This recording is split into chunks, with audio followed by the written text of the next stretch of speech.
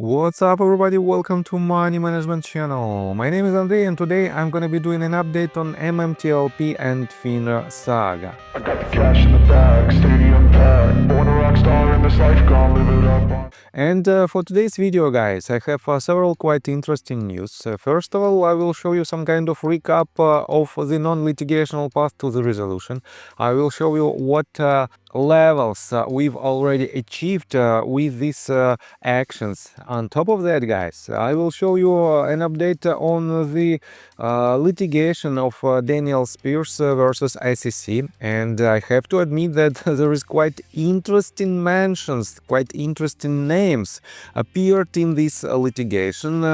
On top of that, guys, I will show you a step-by-step instruction how you can sell your shares if and only if you have a buyer for your shares, and this is the crucial point. So, and before we dive deep into all of this, guys, please hit the like button for YouTube algorithm and drop me a line in the comment section if you think my videos are valuable for you. And let's begin today's video with the recap of Daniel Oxer's actions. And you know that he is in a litigation process against the wrongdoers, and I covered it multiple times. On top of that, guys, he filed an open letter, he wrote an open letter, and for now we have 559 people who already signed this letter. And this letter is quite interesting, but some of MMTLP community members might not be agree with certain facts, and definitely they don't want for this reason they don't want to sign this letter. But at the same time, guys, the justice cannot be partial. We have to solve this problem from the very beginning till the very end. And if something was wrong, and if something is wrong with somebody who are potentially an MMTLP shareholder and who is in who is inside the MMTLP community, so be it. They have to be accountable for their actions. And in a minute I will show you what I'm talking about. On top of that, guys, I want to pay attention to this campaign. Hollywood Henry is still sending the letters, physical letters to authorities. And for now, guys, we have an update that he published just couple of days ago. He wrote, fair markets now update, MMTLP fiasco. We are now at 1.4 thousand letters sent, closing in on our 2.5 thousand goal. Once we hit that number, we sent the physical MMTLP pockets to DOJ and Dodge, ensuring they land with the pre-awareness and impact. The more letters sent, the harder they are to ignore. Momentum is building. Many of our supporters now hold key positions in the new administration, directly connected to the highest offices. This is not the time to slow down. I'm about to send a newsletter update to the full list, reaching thousands who haven't been made aware of this campaign yet. Let's keep it going. Every letter counts. Every voice matters. We are making noise. Send yours now. And yes, I think it is another path how we can improve our case, and definitely shout out. I have to give a huge shout out to Hollywood Henry, because his efforts, in my opinion, are enormous, and he's definitely helping MMTLP community. So, and let's continue with, in my opinion, the most interesting news for today's video. Yesterday I started to cover the recap of Romain Supes that he made in regards to the this litigation, Spears versus Securities and Exchange Commission, and we have the most recent filings. And guys, take a look right here. Just yesterday we had only these filings, but for now, guys, we have another one, request for issuance of summons. And yes, we are getting closer and closer to quite interesting development, I would say. And let me show you the part 2 of the recap of this litigation, of this lawsuit. So I don't remember where did I stop to cover this, but let's wait a second. Let's assume it was right here. Page number 7, crucial witnesses and defendants, such as geologist Masterson, former CEO Clifton Dubois, former CFO Roger Wurtele, and defendant McCabe, reside and operate businesses in Texas, significantly facilitating discovery, testimony, and efficient litigation. So, page number 7, item 17. Plaintiff asserts corporate entities TRCH and NBH bear liability for securities fraud and related misconduct committed by their executives of agents under the doctrine of responded superior. And guys, I have to say that you might be agree with these statements or you might be disagree with these statements, but basically you cannot do anything rather than just be an observer, be a spectator of this huge theater. And I have to admit that, as I already mentioned, we have to see the truth. And despite the fact that this truth might be quite hard to understand and it might not be so pleasant for some of MMTLP community members, but nevertheless, guys, if we are here, we have to fight till the very end, regardless of all the names that might appear in this process. So let me quote you further.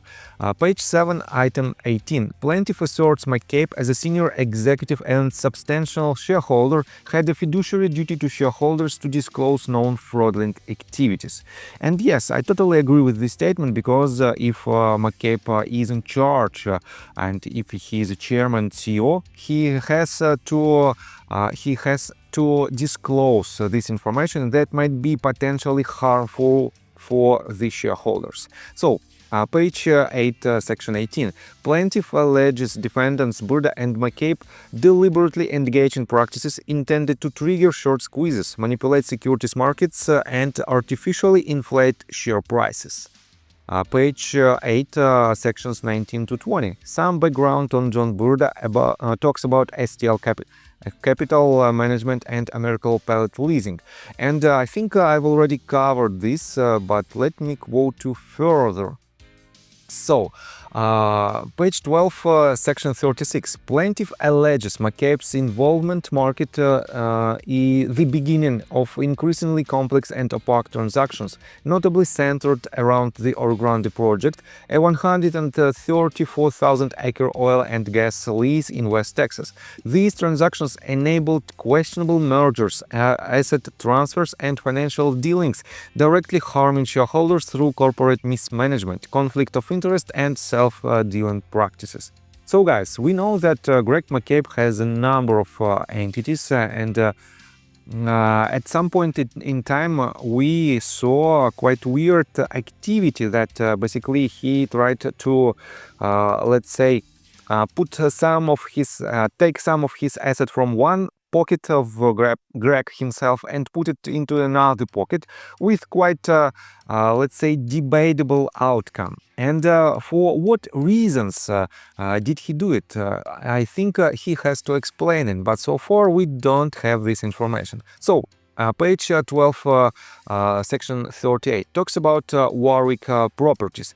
And let me quote this. Plaintiff alleges McCabe orchestrated financial transactions through MPC involving TRCH and MECO, resulting in personal financial benefits, specifically the acquisition of 2.5 million restricted TRCH shares via Warwick properties without clear independent valuation or proper disclosure, constituting breaches of fiduciary duty as outlined by the Fifth Circuit in Southland Securities Corporation versus Inspire Insurance Solutions. So again, quite interesting discovery. Page 12, section 39. McCabe benefited from a complex transaction involving a $3.25 million cash reimbursement and an additional performance fee of $2.7815 million paid by MPC to TRCH, alongside a drilling cost benefit carry valued approximately $1,179,076. And guys, definitely it is not a random numbers. These numbers appeared because of the investigation that was made by the 1209 team. And it is reflected, for now, it is reflected in these litigations, in these lawsuits. So, next one. Page 13, section 40 to 44, paint a picture of alleged breaches of fiduciary duty. Sections 45 to 46 talks about Burda's involvement. And guys, definitely, this document is worth your attention, because I found out that we didn't even know how deep these actions are, how thoroughly the C-level executives tried to hide this information. And if it is the reality, and for now, guys, it is just mentions in this lawsuit, but I have to admit that if the judge admits that these actions took place, this means, guys, it will be a pure bombshell for the entire MMTLP saga. Next one. Page 30 to 90, page 30, section 90, describes a stock pumper post-found Paul T. And you know that Paul T is Paul Gratus, who has a Twitter account right here. And he is a John Doe number 18. Guys, quite interesting, but let me show you further. John Doe number 4 describes an influencer and consultant to Next Bridge Hydrocarbons, and this is the C plant. You know that allegedly he cooked some documents that explains and that proves that Orogrande Basin was so-called full of oil, and in the reality it wasn't. So, next one. Page 31, section 97. Aaron Cho, you call out of C-plant gets honorable mention. And again, it is quite interesting, but not so important. So, John Doe number 3 worked for black box stocks. Karma collects free commercials. Welcome to John Doe number 3. We'll see you in the trading floor on the courtroom, maybe. And this is another quite interesting point, because, guys, I know that due diligence had and still has a lot of Twitter accounts, and some Twitter accounts that potentially were managed by due diligence made some tricky statements. And definitely, I cannot be sure for 100% that it was due diligence who wrote these tweets, but this lawsuit might prove or disprove this theory. On top of that, let me quote you further. Page 35, section 102. John Doe number 1. A lot here on David Clare, Richard PHKR, fan of Aitor, whatever other names he's got. Andrew's very close friend who melted his heart and is like family. Plenty of recordings of this, too thick as thieves, no pun intended. Buddha gives them street cred. Again, quite interesting, and you probably saw this face and you probably know what actions did he do. So, next one, page 35. Honorable mention to me for calling out David as a fraud way before we had solid proof. When you lie, it doesn't take proof to know it's lie. When you know, you know. So, Roman Soups enjoys himself. Next one.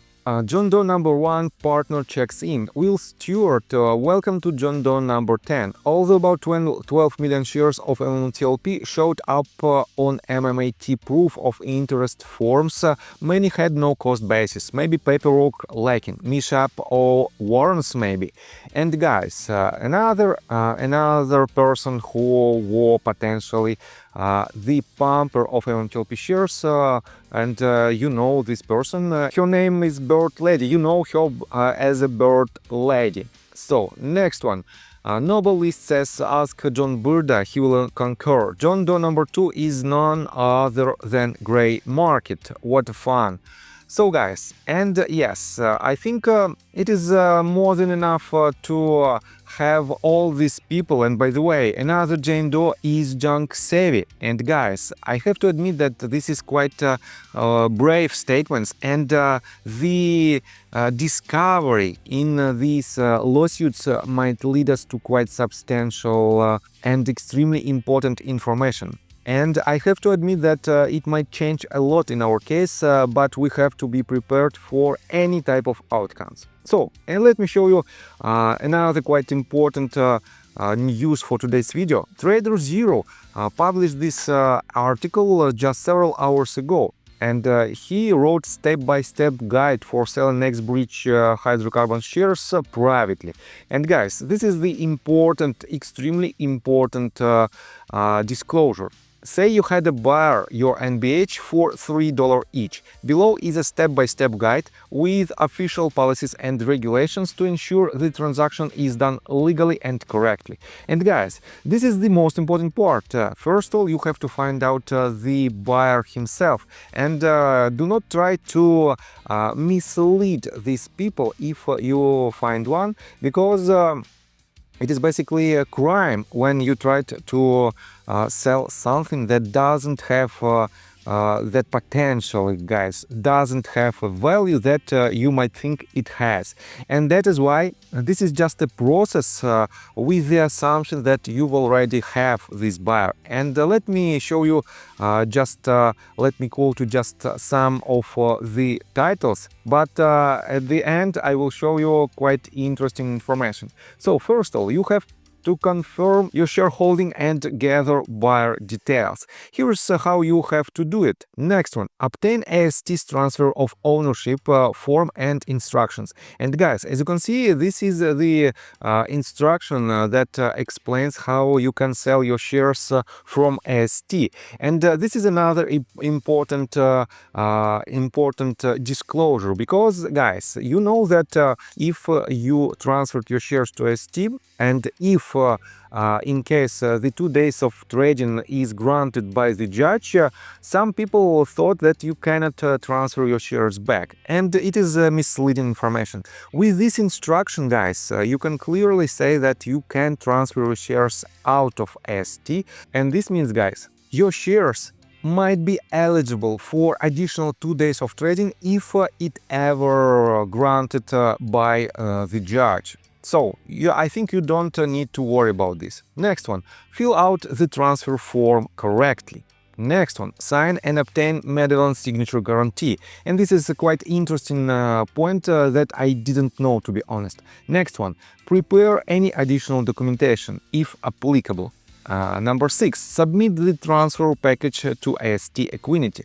And next one, coordinate payment outside AST. This is the most important part, because guys, let me quote you this. Remember that AST does not handle any payment between you and the buyer. It simply transfers ownership of the shares. You and the buyer need to settle the payment for the 1,000 shares on your own. For example, the buyer can pay you $3,000 via check, wire, escrow service, etc., as you mutually agreed. It's prudent to use a secure method. For example, some sellers and buyers use an escrow agent or do the exchange in person at a bank, but the exact method is up to the parties. You may choose to receive payment before sending the transfer form, or you might arrange that payment is released once the buyer gets confirmation of the shares. Do not send any money to ST. The only funds that might be involved with ST are if you owe a fee for a medallion waiver or loss certificate, which in this scenario likely doesn't apply. So, it is pretty straightforward. Number 8, AST registers the shares to the buyer, and this is pretty much the ending procedure. Number 9, verify completion and keep records. Again, it is just a point of control how you can be sure that these shares changed its ownership. Regulatory and legal considerations. And another quite important point. Securities law compliance. This private sale is legal without any special SEC registration, because you are selling as an individual holder in a private transaction. The next bridge shares were distributed under SEC filed registration, spin-off prospectus, so they are not restricted securities acquired in an unregistered offering. And this is the most important part, guys. Your shares are not something that you cannot touch, and you cannot transfer from your account to another account if you have a buyer. That is why, guys, theoretically, if you have a buyer, you can easily sell your shares, but the crucial part of definitely to find these buyers. So, and I have to admit that he also added, Trader Zero also added helpful links and references. And if you want to dig deeper inside the entire process, feel free to wait a second to follow his Twitter account at _trader0_. So I think it is quite important part, and this might be helpful for some of MMTLP community members. And guys, let me tell you my personal story. I have a wife and 2 children aged 11 and 15, as well as a small dog. After 30 years of living in Russia near the Baikal Lake, we decided to move. Now we reside in Serbia. Although I don't own any MMTLP shares, I invest a lot of time creating daily MMTLP videos. I have been doing this every day without days off and holidays for more than 1.5 years. Now I wish to buy back this time from my family, from my children. We've agreed that I will ask the MMTLP community to support me, and I will give all the money to the children. Therefore, if you believe that I am providing useful content for you and wish to support me, you can join my Patreon account. For $5 a month, I will add your name to my list of supporters if you wish. Thank you in advance. The link you can find in the description below. So, I think that's all information that I want to provide you. If you like my video, please hit the like button and subscribe to my channel, and see you guys and girls next time. Bye!